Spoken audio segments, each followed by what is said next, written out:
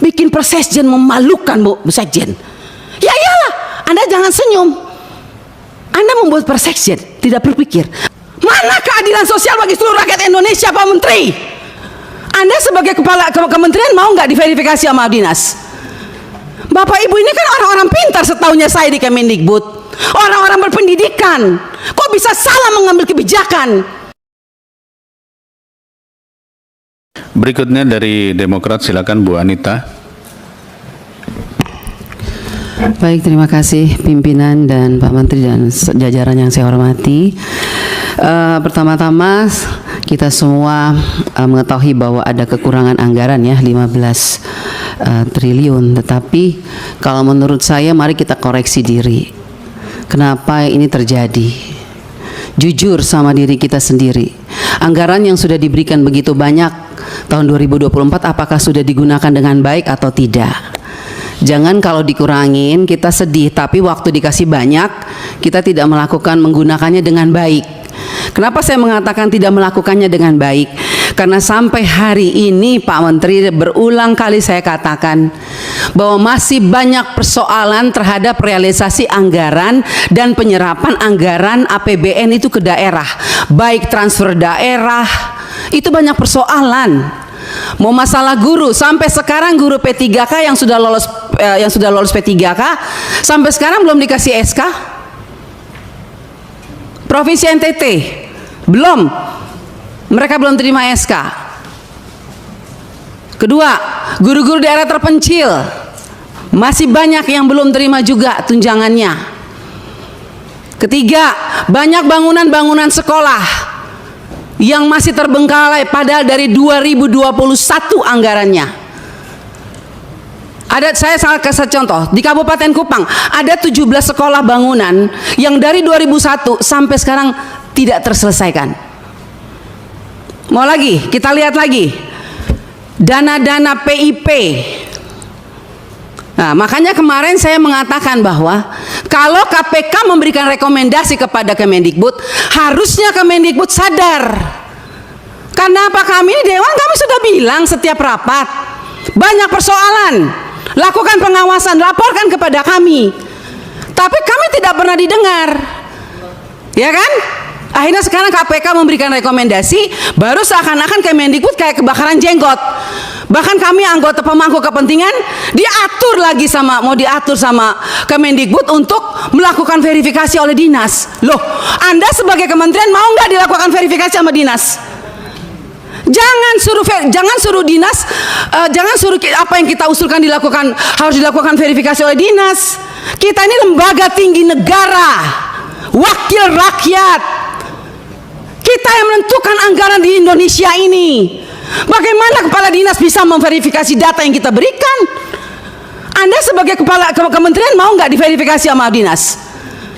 Bapak Ibu ini kan orang-orang pintar setahunya saya di Kemendikbud, orang-orang berpendidikan. Kok bisa salah mengambil kebijakan? Bu Sekjen, Anda mengeluarkan Persekjen yang dimana poin nomor 3 dikatakan bahwa data yang direkomendasikan sebagaimana dimaksud pada huruf B diverifikasi oleh Dinas Pendidikan. Loh, kita ini pemangku kepentingan usulkan itu dari Dapodik sekolah. Dapodik itu harusnya kan, makanya tadi Pak Andre bilang operator sekolah itu diperhatikan, karena semua itu dari operator sekolah. Kepala sekolah aja kadang-kadang tidak tahu apa yang terjadi dilakukan oleh operator sekolah. Dinas pendidikan juga nggak tahu. Nah, kementerian juga. Jadi kalau mau melakukan verifikasi, harusnya kementerian melakukan verifikasi terhadap dinas, dinas lakukan verifikasi terhadap kepala sekolah, hasil verifikasi itu baru diberikan kepada kami. Itu jangan dibolak-balik. Bahkan saya minta Bapak Ibu pimpinan, kita ambilkan rekomendasi kepada KPK, periksa APBN yang ada di Kemendikbud. Karena ini banyak persoalan, PIP, KIP, dana BOS, banyak hancur ini. Tolong Ibu, saya minta Pak pimpinan, kita berikan rekomendasi kepada KPK, periksa dari 2021, 2022, 2023. Nggak usah tambah anggaran kalau memang banyak korupsi, uang negara habis, bukan untuk rakyat. Saya marah Pak Menteri untuk saksian kalinya, karena memang ini kenyataannya di lapangan. Jangan dong kita dibikin seperti anak kecil. Kok apa yang diusulkan kita mesti diverifikasi oleh Dinas Pendidikan? Anda mau nggak sebagai menteri diverifikasi oleh Dikbud, oleh dinas? Jangan aneh-aneh lah. Kalian tuh dipilih oleh presiden, harusnya berikanlah yang terbaik untuk rakyat. Semoga pembicaraan saya ini dilihat oleh presiden yang baru. Semoga presiden yang baru memperhatikan kinerja kementerian sekarang ini, memperhatikan eselon-eselon satu yang sudah ada ini, tidak memberikan solusi kepada negara, hanya membuat persoalan di daerah. Yang tertinggal tetap tertinggal, yang guru menangis tetap menangis. Bicara plafon digital, mana keadilan untuk daerah 3T? Enak daerah-daerah yang sudah ada internetnya diberikan terus, tapi kita yang daerah 3T yang tidak ada internetnya dibiarkan begitu saja. Mana keadilan sosial bagi seluruh rakyat Indonesia, Pak Menteri? Saya sangat kecewa. Kita sudah mau habis masa jabatan, Anda mungkin sebentar lagi habis, atau Anda lanjut, saya tidak tahu. Tapi saya puji Tuhan, Tuhan dan rakyat masih memilih saya kembali. Dan sampai ini, apapun yang terjadi, kita yang terpilih kembali, kita akan tetap memperjuangkan keadilan dan kebenaran untuk kemajuan anak negeri kita. Bukan untuk kita anggota dewan, bukan. Jadi jangan aneh-aneh punya pikiran negatif terhadap wakil rakyat. Semua data-data yang kita pilih itu adanya di Dapodik sekolah. Perhatikan dong operator sekolah, perhatikan kepala sekolah, perhatikan dinas. Jangan hanya urus yang besar-besar triliunan, tapi begitu sampai di bawah tidak pernah diperhatikan. Omong kosong semua ini. Saya setuju KPK memberikan rekomendasi. Bila perlu kita berikan rekomendasi kepada KPK, periksa Kemendikbud. Biar kita lihat siapa yang bobrok, siapa yang mencintai negeri ini sebetulnya. Wakil rakyat kah?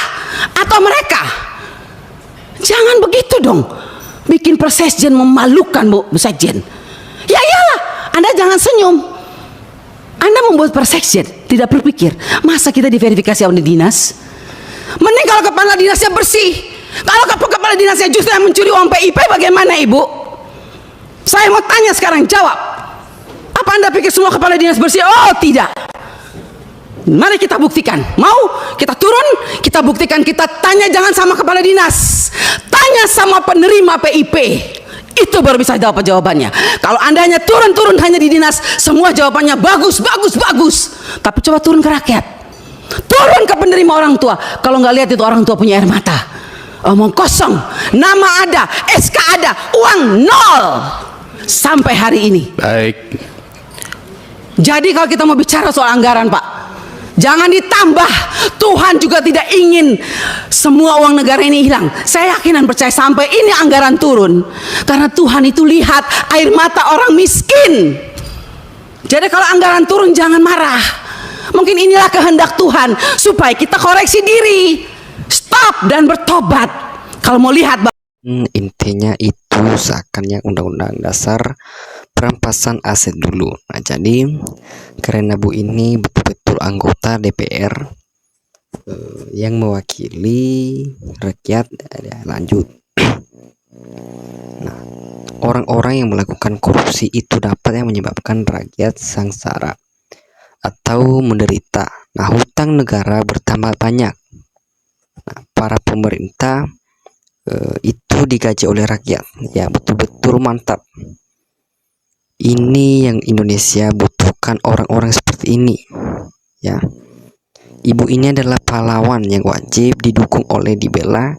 Ya, karena dari kemarahannya jelas ya terbukti dan terlihat betapa kesal dan sedih melihat menteri tidak bisa kerja dan banyak koruptor. Ibu ini adalah pahlawan dan mewakili cerita dari seluruh rakyat Indonesia dan mendengar cerita apa ya para guru yang berasal dari daerah jauh yang terdomin. Ibu ini wajib didukung ya. Teruskan ini ya, mantap. Nah, wakil rakyat harusnya selalu itu ya usahanya joget habis joget Nah, semestinya anggota DPR seperti ibu ini semua yakin ya Indonesia nggak seburuk sekarang. Nah, ini baru pejabat yang diinginkan rakyat, punya hati nurani untuk rakyat. Ya, semangat Bu, hajar itu kawanan koruptor. Nah, jadi Teman-teman, mantap ya ibu ini, semoga banyak lagi pejabat seperti ibu Dewan. Ini bravo ya, ibu maju terus, ungkap terus sampai dapat ibu, semoga selalu diberikan kesehatan. Nah, ibu ini baru wakil rakyat ya, mantap bu, lanjut terus demi keadilan dan kebenaran. Beri informasi ke Bapak Presiden ya, suruh pecat menteri itu, tapi yang lebih bagus disahkan undang-undang dasar perampas ya, atau aset koruptor dulu, baru sangat-sangat mantap. Nah, jadi kuliti semua anggota dewan ataupun kementerian yang mengorong uang negara, benarkan apa yang dituduhkan oleh rakyat selama ini, bahwa di dapur dan kementerian, DPR dan kementerian merupakan salah satu sang korupsi ya. Makanya ketika para legislatif itu diminta untuk menyelesaikan 17/8, tuntunan tentu itu sangat berat. Nah, karena mereka sendiri ada di dalamnya ya. Jadi ibarat kata jeruk minum jeruk, walaupun masih ada juga segelintir anggota dewan yang betul-betul memperjuangkan kepentingan rakyat. Salah satu, catatlah, ibu ini kalau tidak salah dari NTT. Nah, benar kata ibu ini ya, bagus sebagai anggota dewan. Nah, kami setuju ya, ibu membela rakyat susah memang ya. Kami yang rendah ini tidak mau apa-apa, kami mendukung ibu.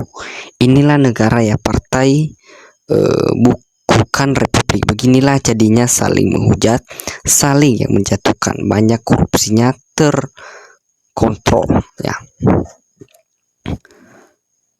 Terima kasih memperjuangkan rakyatnya, ini baru namanya pemimpin ya. Seperti yang saya dengar sebelum demo besar menteri, masih Pak Nadine ya baru melihat kancurannya ya, 10 tahun membela kemajuan dan kekuasaan satu keluarga. Jadi pemimpin yang hebat ya, bisa ya korupsi terbongkar ya, teruskan perjuangan demi kedaulatan rakyat. Nah, jadi dinas pendidikan sekarang ini perlu dikontrol dengan serius untuk berbuat lebih baik ya. Lagi kita tidak pernah ya marah, masih banyak orang-orang baik di dinas pendidikan. Nah, semua punya niat ya yang mulia terhadap bangsa dan negara. Hanya kontrol itu palsu sebagai nasihat. Nah, saya tak terasa ya teteskan air mata untuk mereka. Tapi yang masih banyak kekurangan, tapi saya abaikan oleh pemerintah. Saya sangat mendukung dengan keputusan. Nah, gaji cuma 2 juta atau bulan dengan 9 jam satu hari. Sabtu atau Minggu tidak boleh libur untuk lulusan SMA, STM, SMK di Surabaya. Nah, jadi usah juga ya Kemenkes di sana, uang korupsi besar banget. Sangat bagus ya, sangat dukung si ibu. Nah, jadi teman-teman, model kayak ini yang dibutuhkan negara kita. Ini bukan yang adem-adem aja. Lanjutkan ya perjuanganmu, doa kami bersama denganmu ibu. Nah, demi NKRI dan demi juga bangsa Indonesia. Nah, DPR yang baik dan sangat adil dan bijak, ini contoh ya anggota DPR yang benar-benar bermartabat. Saya yakin ya semua rakyat Indonesia pasti dijamin menyukai anggota DPR yang akhlak dan kinerja ya, seperti ibu DPR yang ada di dalam pidato tersebut. Ini baru DPR yang benar-benar membela rakyat, tidak seperti DPR lain yang benar-benar membela rakyat, tidak ya, hanya memperkaya diri sendiri masing-masing demi kepentingan pribadi. Andainya semua pejabat dan semua DPR seperti ibu ini, saya yakin ya rakyat pasti senang dan sejahtera dan Indonesia pasti maju ya. Nah, jadi daripada pusing ya, bila tahun 2029 ada pemilu kembali, tidak usah memilih DPR. Nah, sedih aku ya sebagai rakyat, monggo ini disarankan biar kita rakyat tahu. Nah, ternyata banyak sekali masalah dan persoalan uang negara habis tidak sesuai sasarannya. Mantap ya. bagus Bu, saya orang Probilongo, pasti rakyat di seluruh Indonesia pasti dukung baik. Ternyata korupsi juga Ibu ya. Dan mencari orang yang jujur di negeri ini susah banget. Semangat Ibu, maju terus, kita rakyat terwakili. Nah, perjuangan Anda terkabul. Sekarang mendiam. Makrim mantan menteri pendidikan sudah dibongkar KPK. Ya, cakep ya. Setegas Ibu, insya Allah Indonesia nggak seperti sekarang. Ini lanjut ya. Saya selalu ketegasan Ibu, semoga sehat selalu, panjang umur. Nah, jadi kalau semua anggota DPR seperti ini, pasti terciptalah keadilan sosial sebagai sosial bagi seluruh Indonesia. Nah, Bu Anita, coba gak ada 5 aja kayak Ibu ini, aman, damai, sentosa, Indonesia jaya, dan hasilnya berubah. Ya, manis kan, gimana hasilnya Nadia Magmira sekarang? Memang aneh ya, beginilah Bu penderitaan kami rakyat, sudah lama sekali kami dibodohi. Kira-kira ada nggak ya lagi seperti Ibu Anita DPR ya, sedih melihat nasib rakyat kecil. DPR atau Ibu memberi contoh bagi kita, khususnya dewan-dewan yang terhormat, atau teruskan Bu, rakyat